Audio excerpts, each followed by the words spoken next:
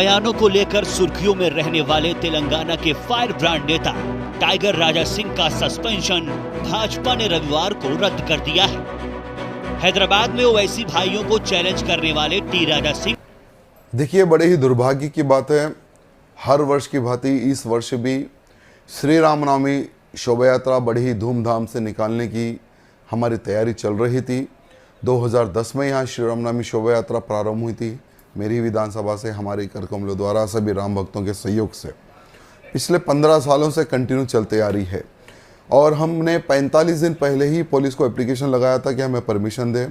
दुर्भाग्य देखिए, 45 दिन तक हमारी पुलिस सोते रही और रामनवमी के ठीक एक दिन पहले शाम में 9 बजे आकर एक कांस्टेबल हमें एक पत्र देता है। उस पत्र में ये लिखा होता है कि हम आपका परमिशन कैंसिल कर रहे हैं, एक दिन पहले। कितनी दुर्भाग्य की बात है।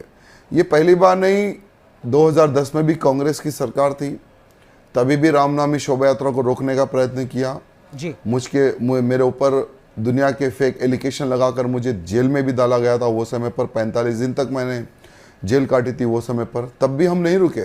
तभी भी हम जेल से बाहर आने के बाद में भव्य रूप से श्री रामनवमी शोभा यात्रा हमने निकाली है। और कांग्रेस ये समझती है कि एक पेपर देकर हम श्री रामनवमी को रोक सकेंगे, एक पेपर देकर हम कार्यक्रम को कैंसिल करवा देंगे। लेकिन इस वर्ष भी बड़े ही धूमधाम से श्री रामनवमी शोभा यात्रा निकली है और इस श्री रामनवमी शोभा यात्रा के स्वागत के लिए बहुत ही जगहों पर मंच डाले गए थे, खाने की व्यवस्था, भोजन की व्यवस्था, क्योंकि लाखों लोग आते हैं, भूखे पैसे रहते हैं। तो दुर्भाग्य देखिए, गौलीगुड़ा एक गुरुद्वारा है, गुरुद्वारे के सभी प्रबंधक रामनवमी शोभा यात्रा के लिए मंच डालते हैं। वहाँ पर हमने तेग बहादुर सिंह जी के बारे में, गुरु गोविंद सिंह जी के बारे में 1-2 शब्द कहे, तो पुलिस को कहीं पर भी मौका नहीं मिल रहा था कि हम कैसे राजा सिंह के ऊपर FIR करें। तो उन्होंने ये एलिगेशन लगाया कि वो गुरुद्वारे के लोगों ने गाड़ी रोका और वहाँ पर भाषण करवाया बोलकर उन प्रबंधकों पे भी FIR की गई और मुझ पर भी FIR की गई। ठीक है, क्या इसके पीछे की वजह हो सकती है? क्या ये अपीजमेंट की पॉलिटिक्स है स्टेट गवर्नमेंट की, जिसके चलते आप पर निशाना बनाया जा रहा है कि रामनवमी की शोभा यात्रा एक मेजॉरिटी, हिंदू मेजॉरिटी वाले देश में आप नहीं निकाल पा रहे हैं? क्या ये तुष्टीकरण की, अपीजमेंट की पॉलिटिक्स है या कुछ वजह और है? देखिए, इसकी एक वजह है असदुद्दीन ओवैसी। जब 2010 में भी जब कांग्रेस की सरकार थी तो ये असदुद्दीन ओवैसी कांग्रेस को उनके हाथों पर नचाता था। उसके बाद में 2014 में सरकार बदली। हमने सोचा कि ठीक है, सरकार बदली है तो ये नई सरकार, केसीआर की सरकार, कुछ हिंदुओं के लिए और कुछ अच्छा विकास करेगी तेलंगाना राज्य के लिए। लेकिन दुर्भाग्य देखिए, मुख्यमंत्री केसीआर की सरकार बनने के बाद में भी वही असदुद्दीन ओवैसी के तलवे चाटने लगी। तब से लेकर लगभग 10 सालों तक यही टॉर्चर रहा। हर रामनवमी के अवसर पर हमारे ऊपर केस FIR यही चलता गया। हमने सोचा कि चलो नया रेवंत रेड्डी आया है और कुछ अच्छा होगा। रेवंत रेड्डी समझदार इंसान है, मुख्यमंत्री है, कम से कम ये MIM को, असदुद्दीन ओवैसी को दूर रखेगा तेलंगाना के विकास के लिए। लेकिन बहुत ही दुर्भाग्य की बात है, यही ओवैसी के दारुसलाम से फरमान आ रहे हैं और कांग्रेस उन्हीं के फरमान पर नाच रही है। असदुद्दीन ओवैसी के कहने पर ही श्री रामनवमी शोभा यात्रा को रोकने का प्रयत्न किया गया। लेकिन आपके जो आलोचक हैं वो कहते हैं कि आपको कानून को तोड़ने में मजा आता है। जब आपको परमिशन नहीं दी गई थी तो आपको शोभा यात्रा निकालनी नहीं चाहिए थी। देखिए, परमिशन हम क्यों ले, ये हमारा देश है और हम हमारे देश को हिंदू राष्ट्र बनाने का एक संकल्प लेकर चल रहे हैं। भले ही पुलिस MIM के इशारे पर नाचे या कांग्रेस के इशारे पर नाचे, क्या हम पुलिस से डरकर, क्या हम हमारी श्री रामनवमी शोभा यात्रा ना निकाले? क्या हम एक छोटे से केस को डरकर क्या हम हमारी श्री रामनवमी शोभा यात्रा ना निकाले? देखिए, हमें मज़ा नहीं आता है, हमें कोई शौक नहीं है जाकर 10-10 घंटे कोर्ट में खड़े रहना। लेकिन हमें ये तकलीफ होती है कि हमारे ज़्यादा संख्या हिंदुओं के होने के बावजूद भी, जब 100 करोड़ भारत में हिंदू है और 100 करोड़ रहने के बावजूद भी हम हमारी शोभा यात्रा निकालने के लिए इनसे भीख मांगे? हम बिल्कुल भी भीख नहीं मांगेंगे, ये हमारा अधिकार है। श्री रामनवमी शोभा यात्रा निकलते रहेगी जब तक हम जिंदा है। ठीक है, लेकिन शोभा यात्रा आप निकालें उसमें कोई दिक्कत नहीं है, लेकिन आपके उस क्षेत्र में शोभा यात्रा के दरमियान जो तस्वीरें नजर आती हैं, हो सकता है उससे प्रशासन में थोड़ा डर पैदा होता है, वहां मस्जिदों को ढक दिया जाता है, भड़काऊ नारे लगाए जाते हैं। अपने धर्म का सम्मान करें, इसमें तो कोई दिक्कत नहीं है, लेकिन मस्जिदें क्यों ढकवा देते हैं आप? देखिए, हम नहीं ढकवाते, लेकिन सरकार डर के ढक देती है।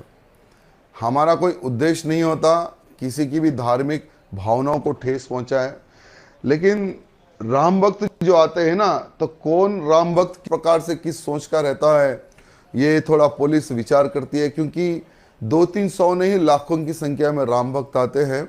और मेरी विधानसभा में बड़ी बड़ी मस्जिदें होती है, उनको ढकने के लिए मैं समझता हूँ पूरे हैदराबाद सिकंदराबाद 2 पार्लियामेंट क्षेत्र के टेंट हाउस का कपड़ा कम पड़ जाता है। लेकिन हमने कभी नहीं कहा कि मस्जिदें ढको।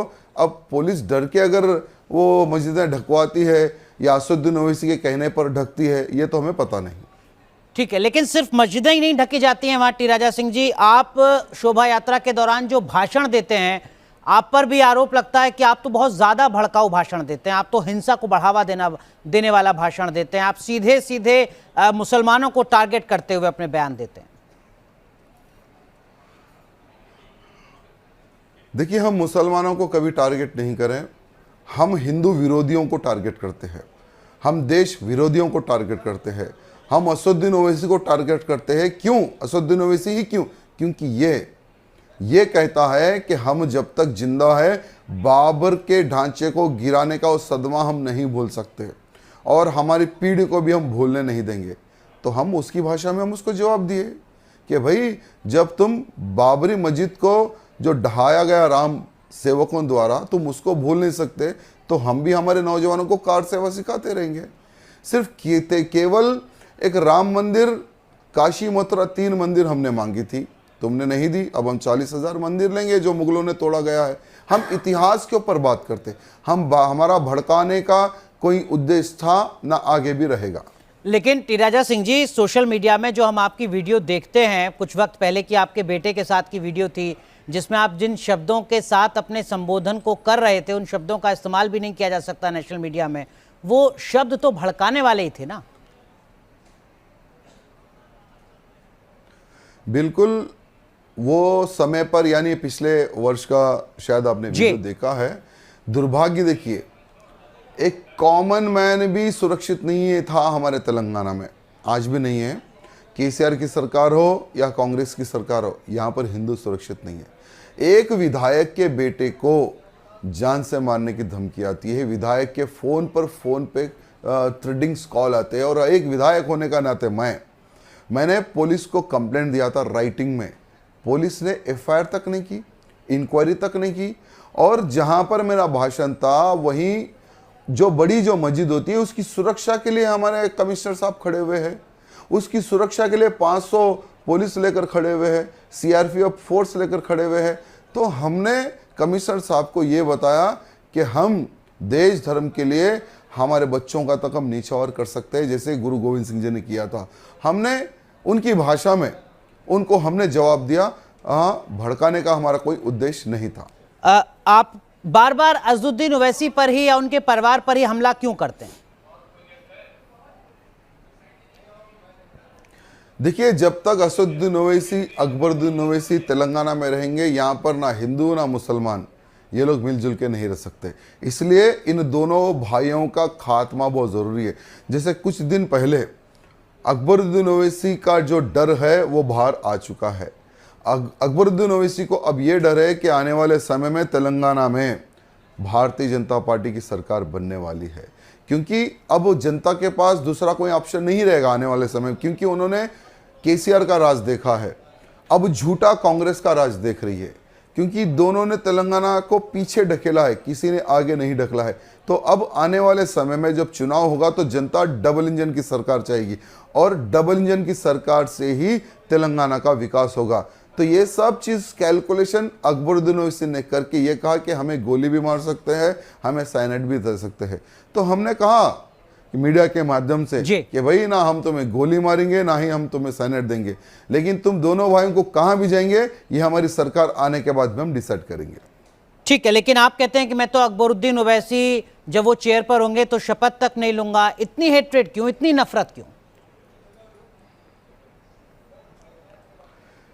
देखिए, जो देश के खिलाफ बात करता है, जो 100 करोड़ हिंदुओं को 15 मिनट में खत्म करने की बात करता है, तो ऐसे धर्मद्रोही, ऐसे देशद्रोही के सामने मैं शपथ कभी नहीं ले सकता।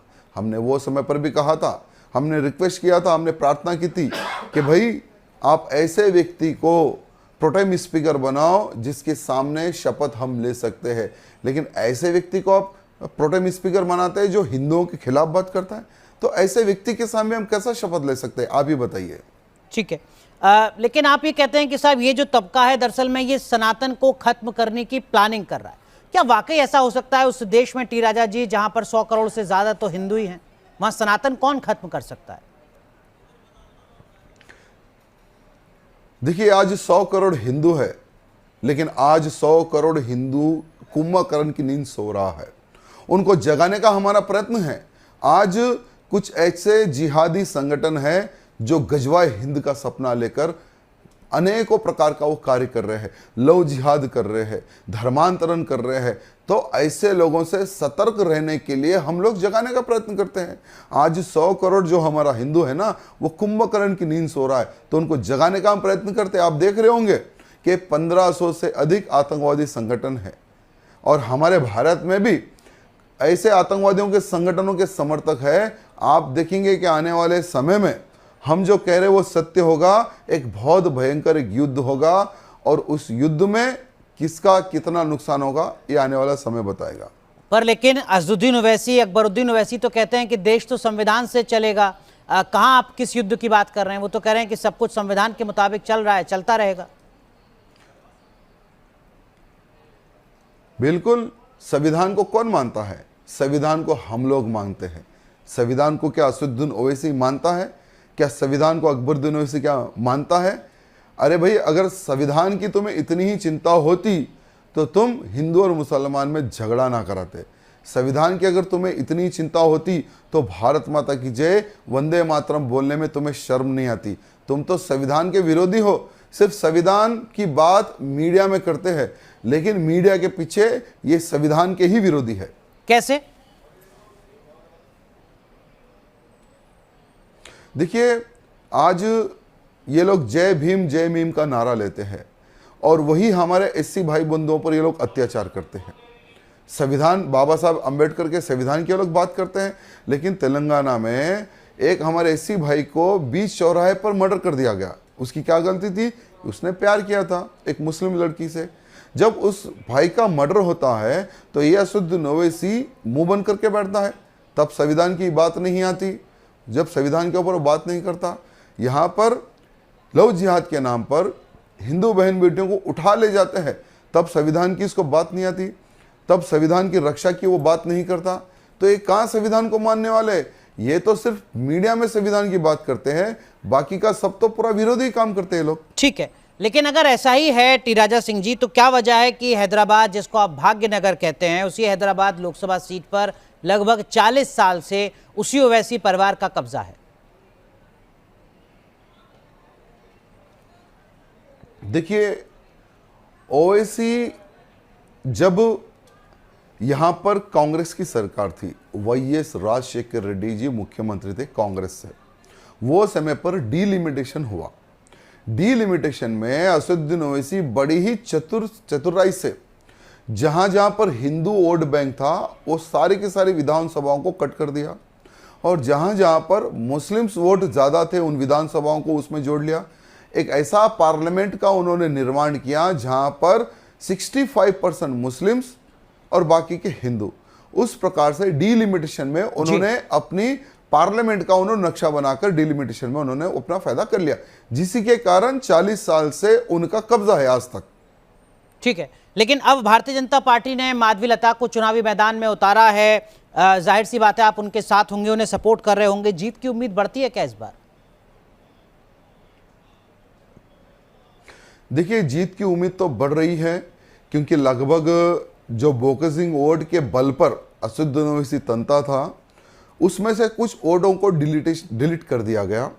लेकिन अगर इलेक्शन कमीशन अगर बाकी के भी वोट अगर डिलीट करता, जो बोकसिंग वोट से असदुद्दीन ओवैसी जीतता है और बहुत सारे बूथ कैप्चरिंग करके जीतता है, अगर हर बूथ पर अगर सेंटर फोर्स लगती है, विदाउट वोटर आईडी कार्ड बिना चेक करे अगर वोट डालने दिया जाता है, तो महादेवी लता 100% जीत सकती है। क्योंकि तेलंगाना में अभी तक देखिए कांग्रेस का उम्मीदवार असदुद्दीन ओवैसी के खिलाफ अभी तक नहीं खड़ा किया गया। ठीक है, 5 लाख से ज्यादा बोगस वोट को चुनाव आयोग ने रद्द किया है। टी राजा जी पूर्ण रूप से सया कर रही है। 5 लाख से ज्यादा बोगस वोट को इलेक्शन कमीशन ने रद्द किया है। 2019 में असदुद्दीन ओवैसी को जो कुल वोट मिले थे वो भी लगभग इतने ही थे।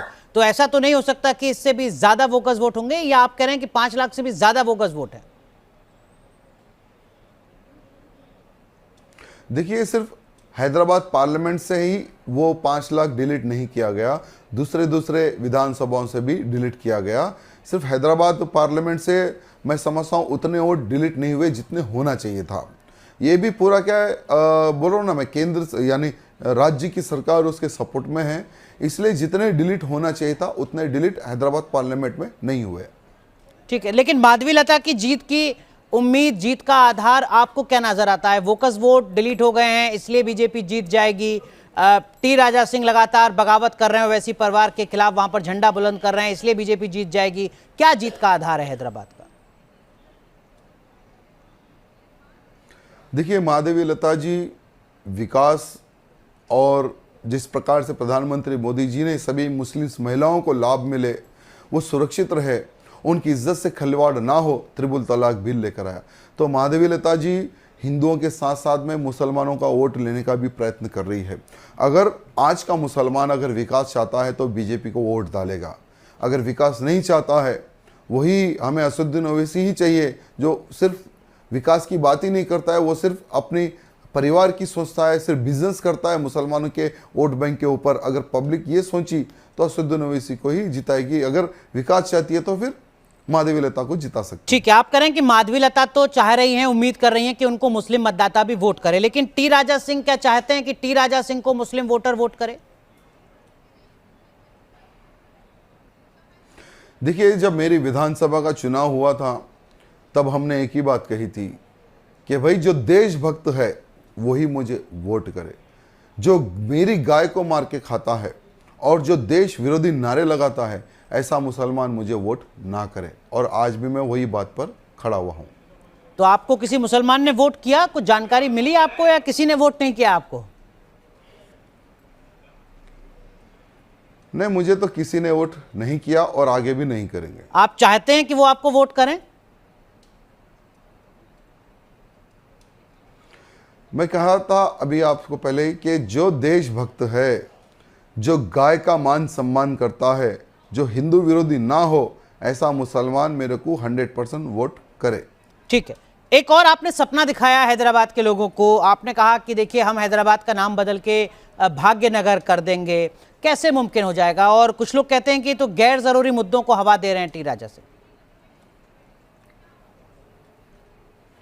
गैर जरूरी मुद्दा नहीं है। जब निजाम राज आया उसने भाग्यनगर को हैदराबाद किया, और जब हमारा राज आएगा तेलंगाना में, भारतीय जनता पार्टी की सरकार बनेगी ना, तो सिर्फ हैदराबाद ही नहीं सिकंदराबाद का भी नाम बदला जाएगा, निजामाबाद का भी नाम बदला जाएगा, करीमनगर का भी नाम बदला जाएगा, जो पूर्व में हिंदुओं के नाम थे। हम तो पुराने नाम को हम ताज़ा कर रहे हैं, पुराने नाम को हम रखने की बात कर रहे हैं। जो प्राचीन काल में जो नाम थे उन्हीं नामों को हम रखने का हम बात कर रहे हैं। हम कोई गलत बात नहीं कर रहे, हम जो भाग्यनगर था पहले उसी के ऊपर हम बात कर रहे हैं। पिछले चुनाव में, लोकसभा चुनाव में बीजेपी को 4 सीटें मिली थी तेलंगाना से। इस बार क्या कुछ उम्मीदें आप कर चल रहे हैं? क्या कुछ बीजेपी को लेकर आपका असेसमेंट है? देखिए, आज पूरे भारत देश में हर एक से आप पूछिए, किसी से भी पूछिए कि देश का प्रधानमंत्री कैसा होना चाहिए, तो आपको 4 साल 5 साल का भी बच्चा बोलेगा मोदी, और 90 साल से लेकर 100 साल का बूढ़ा भी बोलेगा मोदी।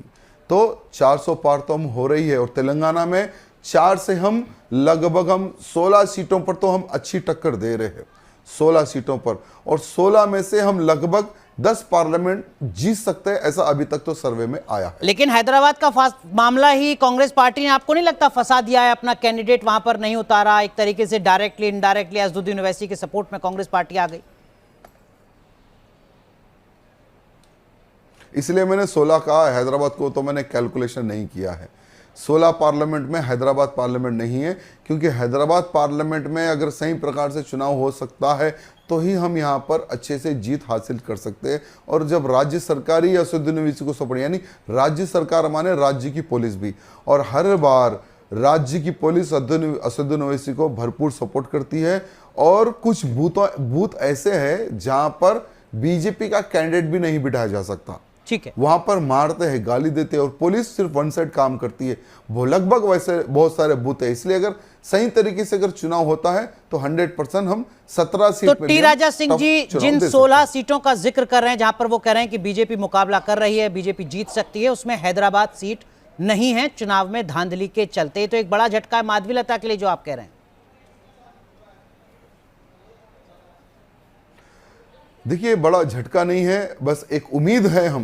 हम ऑलरेडी लोकल पुलिस को, कमिश्नर जी को, इलेक्शन कमिश्नर को भी हम रिक्वेस्ट किया है, माधवी जी भी रिक्वेस्ट की है कि हर बूथ पर अच्छे से जांच हो, एक्स्ट्रा पुलिस फोर्स हो, और बीजेपी से भी बूथ में एक एक व्यक्ति को हम जो बिठाते, जो रूल कहता है उसकी सुरक्षा हो, और विदाउट ऑलरेडी वेरिफिकेशन के वोट डालने ना चाहिए। अगर ये होता है तो हम टक्कर दे सकते हैं।